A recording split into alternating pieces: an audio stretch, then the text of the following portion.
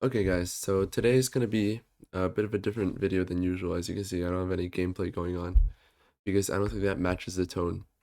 So today is March 14th and it's going to be my first college decision of the regular round. It's going to be MIT, which is, not a great start because MIT is super competitive and I'm probably not going to get in. So MIT comes out at 6:30, which is why I'm reading it at 5:12.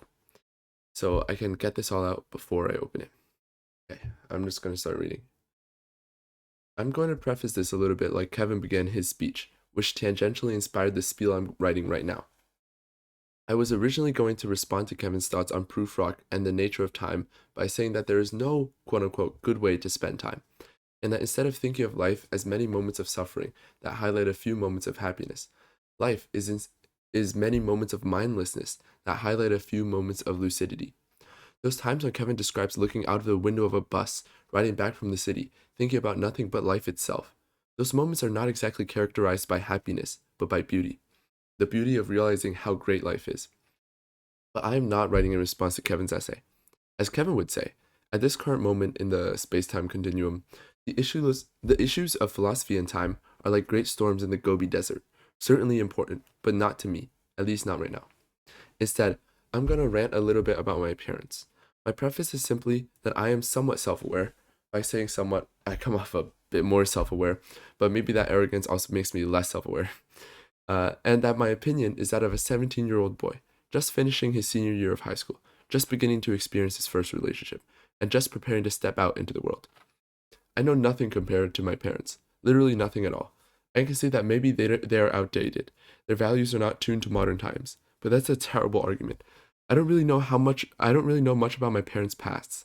Only snippets of my mom buying pickled radishes on the way to school and my dad's school doing month-long military drills. But experience is experience, and something that happened to them means it's something that happens in the world, and it could happen to me too.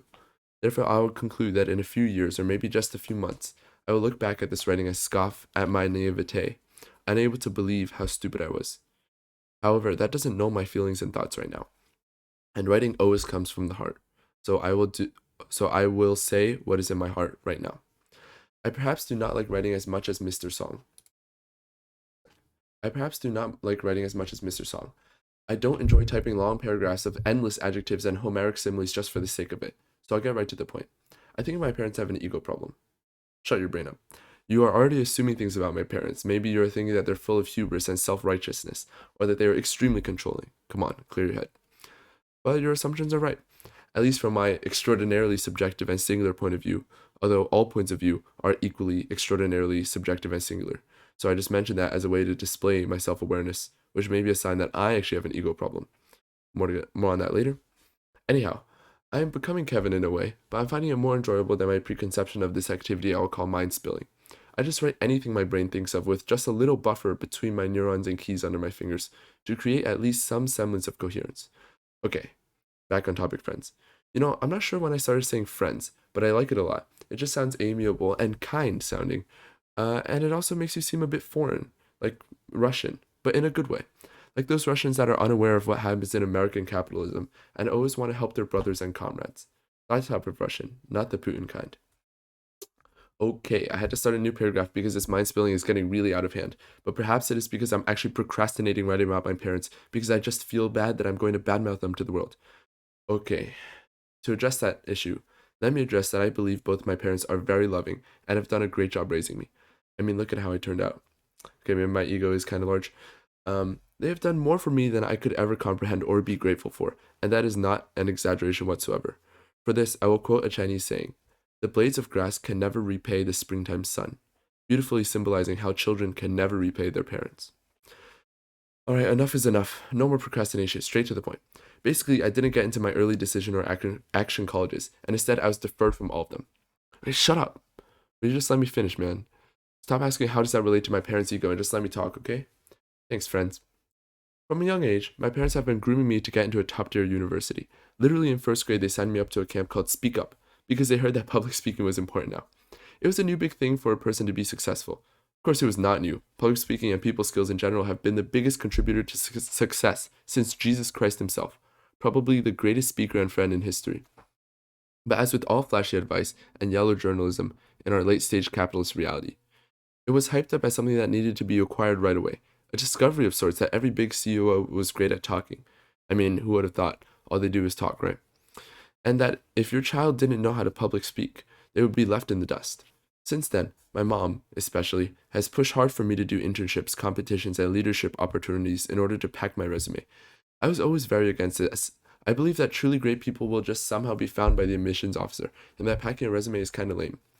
So, as any other child would do, I was rude to my mom and often turned down her many requests for me to do various things.